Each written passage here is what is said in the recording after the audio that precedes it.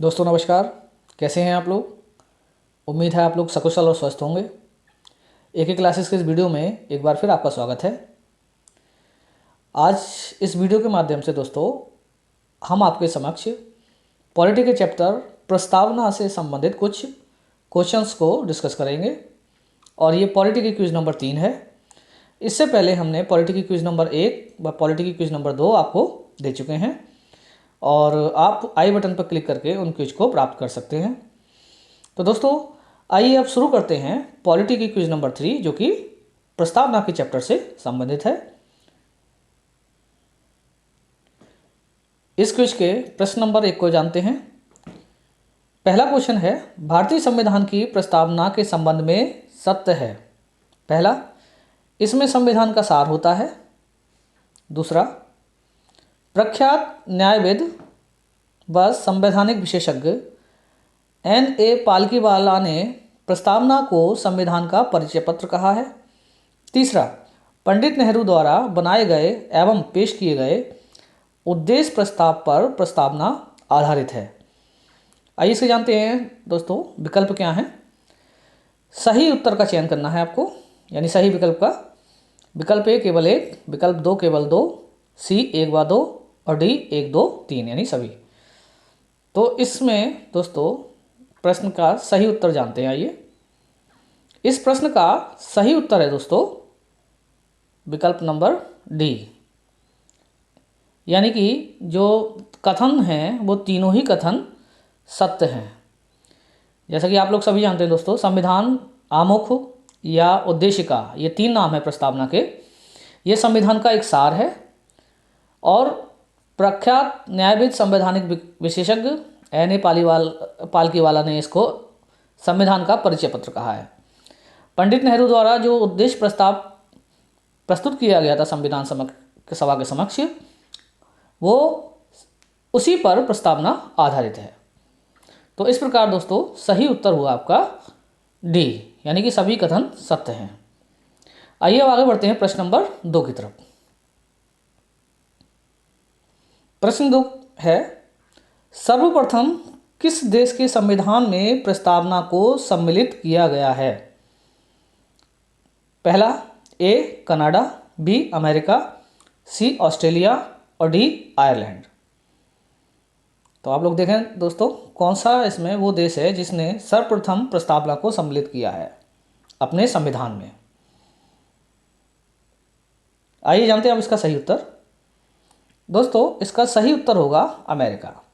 America वह पहला देश है जिसने अपने संविधान में प्रस्तावना को सम्मिलित किया है और इसी से प्रेरित होकर अन्य देशों ने अपने संविधानों में प्रस्तावना को शामिल किया और भारत भी इससे प्रेरित होकर संविधान में प्रस्तावना को सम्मिलित किया गया और भारत द्वारा भी अमेरिका से प्रेरित होकर प्रस्तावना को अपने संविधान में शामिल किया गया। आइए जानते हैं इसका उत्तर, जो कि है उत्तर बी। सर्वप्रथम अमेरिका के संविधान में प्रस्तावना को सम्मिलित किया गया है, तदुपरांत अन्य देशों ने इसे अपनाया। भारत के संविधान में उद्देशिका का विचार अमेरिका के संविधान से लिया गया है और भारतीय संविधान की भाषा ऑस्ट्रेलिया से ली गई। ये देखिए दोस्तों कि विचार जो आया है संविधान में प्रस्तावना को अपनाने का वो अमेरिका से लिया गया है, लेकिन भाषा कहाँ से ली गई है, वो ऑस्ट्रेलिया के संविधान से ली गई है। ये चीज़ ध्यान रखिएगा कि भाषा जो ली गई है वो ऑस्ट्रेलिया से ली गई है और विचार जो लिया गया है उद्देशिका का वो अमेरिका से लिया गया है। ये चीज़ आप लोग ध्यान रखेंगे। तो इस प्रकार उत्तर हुआ बी। आइए दोस्तों आगे बढ़ते हैं प्रश्न नंबर 3 की तरफ। प्रश्न 3 कहता है, प्रस्तावना के निम्न मूल तत्वों में सही नहीं है। ए, प्रस्तावना कहती है कि संविधान भारत के लोगों से शक्ति अधिग्रहित करता है। बी, यह घोषणा करती है कि भारत एक संप्रभु, समाजवादी, धर्मनिरपेक्ष, लोकतांत्रिक व गणतांत्रिक राजव्यवस्था वाला देश है। सी, इसके अनुसार न्याय, स्वतंत्रता, समता व बंधुत्व संविधान के उद्देश्य हैं। और डी, ये 26 जनवरी 1950 की तिथि का उल्लेख करती है। तो इसमें आपको इन विकल्पों में गलत विकल्प का चुनाव करना है दोस्तों। आइए जानते हैं कि सही विकल्प क्या है और इन कथनों में से गलत कथन कौन सा है। तो दोस्तों इसका सही उत्तर होगा डी। यह 26 जनवरी 1950 की तिथि का उल्लेख करती है, जो कि गलत है। तो क्या उल्लेख करती है ये करती है उल्लेख 26 नवंबर 1949 का। उद्देशिका में इस डेट का उल्लेख है, ना कि 26 जनवरी 1950 का। आइए देखते हैं इसकी व्याख्या। तो इसका उत्तर हुआ दोस्तों डी। और प्रस्तावना के अंतर्गत 4 मूल तत्व हैं। पहला, संविधान के अधिकार का स्रोत। प्रस्तावना कहती है कि संविधान भारत के लोगों से शक्ति अधिग्रहित करता है। दूसरा, भारत की प्रकृति। यह घोषणा करती है कि भारत एक संप्रभु, समाजवादी, धर्मनिरपेक्ष, लोकतांत्रिक और गणतांत्रिक राज व्यवस्था वाला देश है। संविधान के उद्देश्य क्या हैं? इसके अनुसार न्याय, स्वतंत्रता, समता व बंधुत्व संविधान के उद्देश्य हैं। संविधान लागू होने की तिथि क्या रही? ये रही 26 नवंबर 1949 की तिथि का उल्लेख करती है। तो इस प्रकार दोस्तों इस प्रश्न का सही उत्तर रहा डी। आइए बढ़ते हैं इस क्विज के अगले प्रश्न की ओर। प्रश्न नंबर 4 कहता है, 42वें संविधान संशोधन 1976 द्वारा प्रस्तावना में कौन सा शब्द शामिल नहीं किया गया? पहला, लोकतंत्रात्मक गणतंत्र, बी, धर्मनिरपेक्ष, अखंडता, सी और डी, समाजवादी। इन 4 विकल्पों में से गलत विकल्प का चुनाव करना है आपको। आइए जानते हैं अब सही उत्तर क्या है। तो दोस्तों 42वें संविधान संशोधन द्वारा प्रस्तावना में कुछ शब्द जोड़ दिए गए थे, और वो शब्द कौन से थे दोस्तों? धर्मनिरपेक्ष, अखंडता और समाजवादी। लोकतंत्रात्मक गणतंत्र इसमें शामिल नहीं था, यानी 42वें संविधान संशोधन द्वारा यह नहीं जोड़ा गया था। तो इस प्रकार इस उत्तर का जो सही विकल्प होगा वो होगा दोस्तों विकल्प ए। आइए व्याख्या देखते हैं इसकी। उत्तर ए हुआ इसका। भारतीय संविधान में 42वें संविधान संशोधन 1976 द्वारा प्रस्तावना में समाजवादी, धर्मनिरपेक्ष व अखंडता शब्द शामिल किए गए। संविधान की प्रस्तावना में लोकतांत्रिक शब्द का प्रयोग बृहद रूप में किया गया है, जिसमें न केवल राजनीतिक लोकतंत्र बल्कि सामाजिक व आर्थिक लोकतंत्र को भी शामिल किया गया है। लोकतांत्रिक गणतंत्र को शामिल तो है प्रस्तावना में, लेकिन इसे 42वें संविधान संशोधन शामिल नहीं किया गया, और ये पहले से ही प्रस्तावना में शामिल था, और ना ही इसको लोकतांत्रिक गणतंत्र को संविधान संशोधन द्वारा शामिल किया गया। अगला बिंदु है, भारतीय संविधान की प्रस्तावना में गणतंत्र का अर्थ यह है कि भारत का प्रमुख अर्थात राष्ट्रपति चुनाव के जरिए सत्ता में आता है। उसका चुनाव 5 वर्ष के लिए अप्रत्यक्ष रूप से किया जाता है। दोस्तों गणतंत्र का मतलब होता है कि आपका जो मुखिया होगा, यानी जो राष्ट्र का मुखिया होगा, वो वंशानुगत नहीं होगा, बल्कि वह चुनाव के माध्यम से आएगा। और जैसा कि हमारे राष्ट्रपति महोदय के साथ होता है कि उनका चुनाव 5 वर्ष के लिए होता है और वो अप्रत्यक्ष रूप से होता है। अभी जब राष्ट्रपति वाला चैप्टर हम लोग पढ़ेंगे तो उसमें बताएंगे कि उनके चुनाव की प्रक्रिया क्या होती है और कैसे उनका चुनाव किया जाता है। आइए इस क्विज का 5वां क्वेश्चन पढ़ते हैं। भारतीय संविधान की प्रस्तावना में भारत को किस रूप में घोषित किया गया है? किस रूप में घोषित किया गया है? इसके विकल्प हैं दोस्तों, ए, एक सार्वभौम प्रजातांत्रिक गणतंत्र, बी, एक समाजवादी प्रजातांत्रिक गणतंत्र, सी, एक सार्वभौम समाजवादी धर्मनिरपेक्ष प्रजातांत्रिक गणतंत्र, या डी, इनमें से कोई भी नहीं। तो सही विकल्प क्या होगा दोस्तों? आइए इसको जानते हैं। इस प्रश्न का सही विकल्प होगा दोस्तों सी। यह एक सार्वभौम समाजवादी धर्मनिरपेक्ष और प्रजातांत्रिक गणतंत्र है। इसकी व्याख्या देख लेते हैं। भारतीय संविधान की प्रस्तावना में भारत को एक सार्वभौम समाजवादी धर्मनिरपेक्ष प्रजातांत्रिक गणतंत्र के रूप में घोषित किया गया है। भारतीय संविधान में मूलतः, देख लीजिएगा, मूलतः पंथ निरपेक्ष शब्द का उल्लेख किया गया है। बाद में 42वें संविधान संशोधन 1976 द्वारा धर्मनिरपेक्ष शब्द द्वारा इसे प्रतिस्थापित कर दिया गया। यानी मूल संविधान में क्या था? पंथ निरपेक्ष, और बाद में इसमें शामिल कर दिया गया धर्मनिरपेक्ष। इस प्रकार दोस्तों ये हुई इस उत्तर की व्याख्या। आइए अब आगे बढ़ते हैं अगले प्रश्न की ओर। प्रश्न 6 कहता है, भारत के संविधान के आमुख का लक्ष्य उसके सभी नागरिकों के लिए सुनिश्चित करना है। दोस्तों, आमुख, प्रस्तावना, उद्देशिका, ये सभी प्रियम्बल के ही जो है कहना चाहिए रूप हैं। तो इसमें आमुख प्रियम्बल यानी कि उद्देशिका के लिए या प्रस्तावना के लिए ही प्रयोग हुआ है। तो इसमें पहला कथन कहता है सामाजिक तथा आर्थिक न्याय। क्वेश्चन क्या है, एक बार फिर पढ़ते हैं। भारत के संविधान के आमुख का लक्ष्य उसके सभी नागरिकों के लिए सुनिश्चित करना है। पहला, सामाजिक तथा आर्थिक न्याय। दूसरा, विचार तथा अभिव्यक्ति की स्वतंत्रता। तीसरा, अवसर की समानता। और चौथा, व्यक्ति की प्रतिष्ठा। तो सही कूट का चयन करें।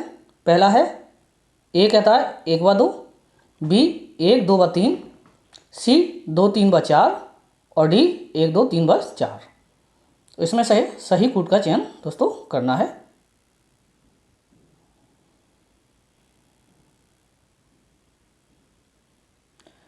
तो इस उत्तर के दिए गए विकल्पों में सही विकल्प होगा दोस्तों डी, यानी कि ये सभी ठीक हैं, सत्य हैं। आइए जानते हैं इसकी व्याख्या। भारत के संविधान के आमुख का लक्ष्य उसके सभी नागरिकों के लिए सुनिश्चित करना है सामाजिक, आर्थिक व राजनीतिक न्याय, विचार, अभिव्यक्ति, विश्वास, धर्म, उपासना की स्वतंत्रता, प्रतिष्ठा और व्यक्ति के विकास के लिए अवसर प्रदान करना और व्यक्ति की गरिमा तथा सम्मान। तो ये सब जो है नागरिकों के लिए सुनिश्चित करते हैं आमुख यानी प्रस्तावना के द्वारा।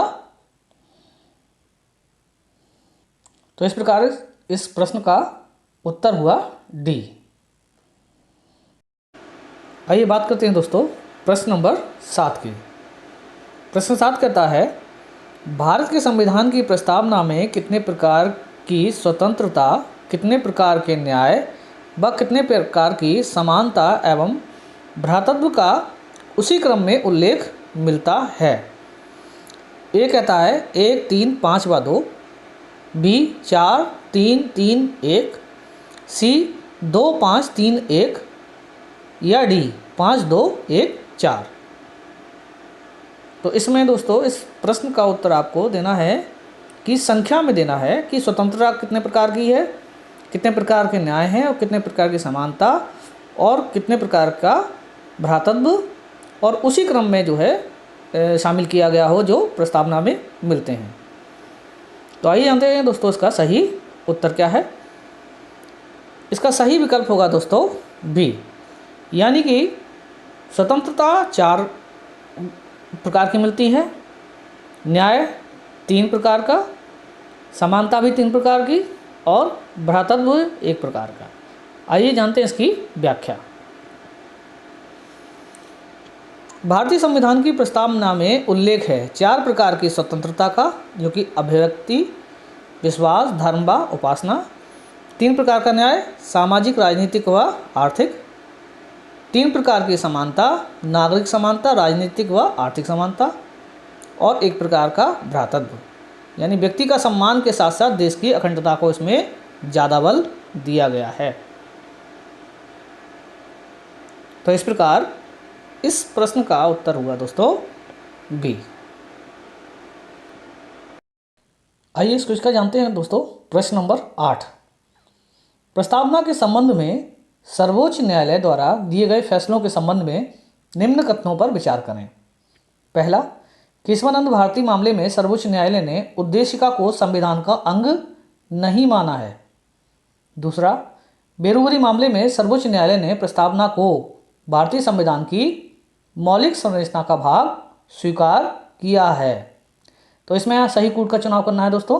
सही कूट में विकल्प 1 है, केवल 1 सही है। केवल दो सही है, एक व दो दोनों सही हैं, या डी ना तो एक व ना ही दो सही है। तो इसमें विचार कीजिए दोस्तों, इसका सही उत्तर क्या हो सकता है।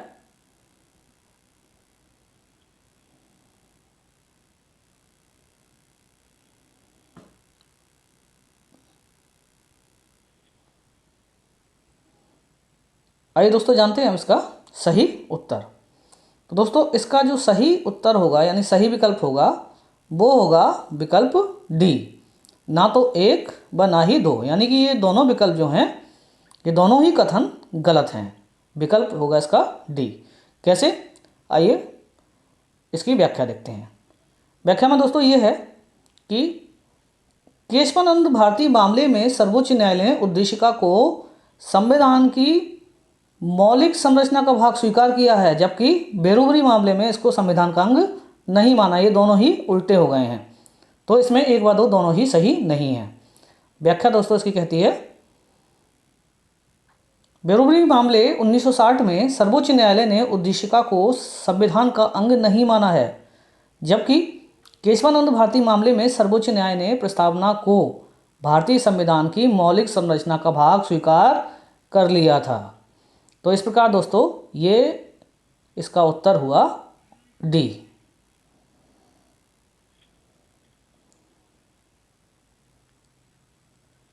आइए अब इस क्विज के प्रश्न नंबर 9 पर आते हैं। प्रश्न 9 में कहा गया है, निम्न कथनों पर विचार करें। पहला, प्रस्तावना ना तो विधायिका की शक्ति का स्रोत है और ना ही उसकी शक्तियों पर प्रतिबंध लगाने वाला है। दूसरा, यह गैर न्यायिक है, अर्थात इसकी व्यवस्थाओं को न्यायालय में चुनौती नहीं दी जा सकती है। तीसरा, संविधान के कानूनी अर्थ निर्णय में सहायता करता है, यानी संविधान में कानूनी जो भी शब्दावलियां हैं उनके व्याख्या करने में प्रस्तावना निर्णायक होती है। आगे, शासन के उद्देश्यों को उल्लेखित करता है। तो ये चार कथन हैं दोस्तों, और इन चार कथनों पर विचार करना है कि सही कौन सा विकल्प होगा। ए 1 2 व 4, बी 1 2 व 3, सी 1 3 व 4 और डी 1 2 3 व 4। तो प्रश्न देख लें दोस्तों आप लोग।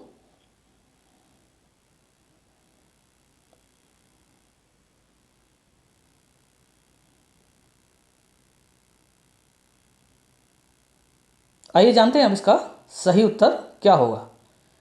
दोस्तों इस प्रश्न का सही उत्तर होगा ये चारों ही कथन सही हैं। विकल्प होगा इसका दोस्तों डी। आइए अब इसकी व्याख्या भी देख लेते हैं। प्रस्तावना ना तो विधायिका की शक्ति का स्रोत है और ना ही उसकी शक्तियों पर प्रतिबंध लगाने वाला है। यह गैर न्यायिक है, अर्थात इसकी व्यवस्थाओं को न्यायालय में चुनौती नहीं दी जा सकती है। संविधान के कानूनी अर्थ निर्णय में इसका सहायक होती है और शासन के उद्देश्यों को उल्लेखित करता है। तो दोस्तों ये है इस प्रश्न की व्याख्या और इसका उत्तर हुआ डी। विकल्प डी इसका उत्तर है। दोस्तों इस क्विज का प्रश्न नंबर 10 जो कि कथन और कारण से संबंधित है। कथन ए कहता है, डॉक्टर अंबेडकर ने प्रस्तावना को भारत के संविधान की आत्मा कहा है। प्रश्न 10 में जैसे कि आप लोग जानते हैं कि दो कथन दिए होते हैं, जिसमें एक को कथन यानी एसर्शन और दूसरे को कारण यानी रीज़न कहा जाता है। तो कथन ए, डॉक्टर अंबेडकर ने प्रस्तावना को भारत के संविधान की आत्मा कहा है। कारण है, प्रस्तावना में उन आधारभूत दर्शन और राजनीतिक, धार्मिक व नैतिक मूल्यों का उल्लेख है जो हमारे संविधान के आधार हैं। इसके सही कूट क्या होते हैं दोस्तों? इसके कूट होते हैं ए और आर, यानी कथन और कारण दोनों सही हैं तथा आर ए की सही व्याख्या करता है। बी, ए और आर दोनों सही हैं तथा आर ए की सही व्याख्या नहीं करता है। डी, ए सत्य है परंतु आर गलत है, और डी, ए गलत है परंतु आर सत्य है। तो इन विकल्पों में से सही विकल्प का चयन आप लोग करें दोस्तों।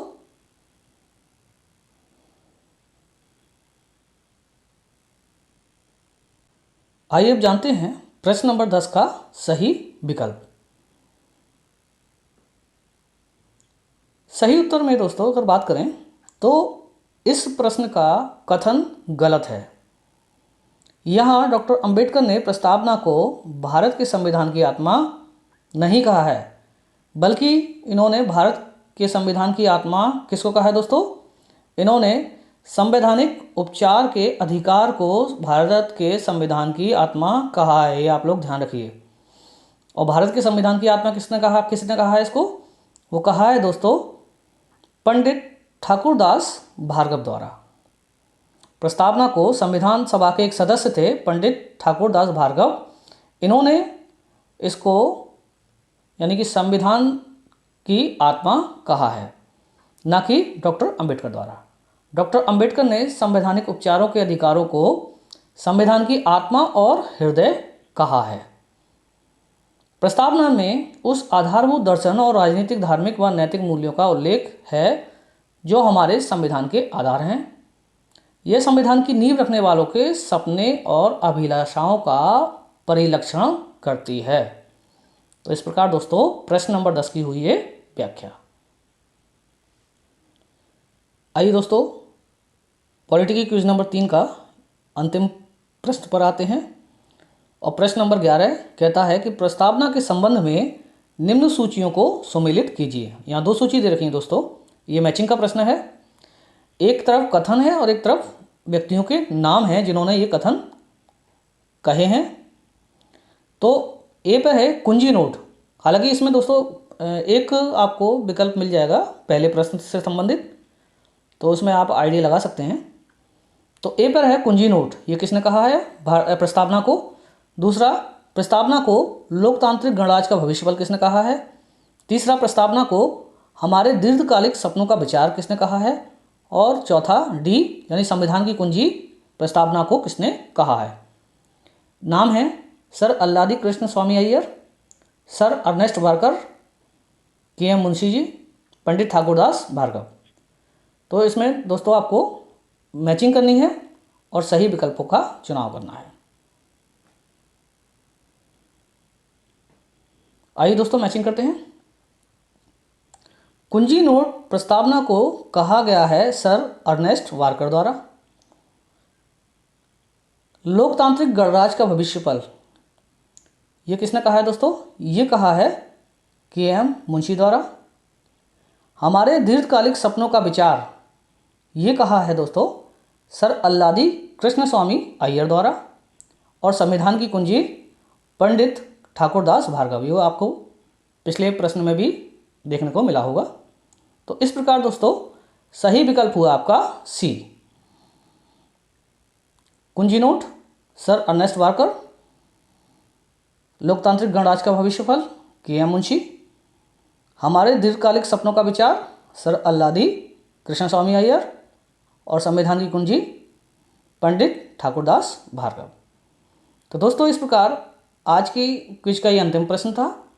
और दोस्तों जैसा कि मैंने पिछले क्विज में भी किया था, इस क्विज के PDF नोट्स भी मैं आपको इस वीडियो के डिस्क्रिप्शन बॉक्स में दे दूंगा और वहाँ लिंक के माध्यम से आप इनको डाउनलोड कर पाएंगे।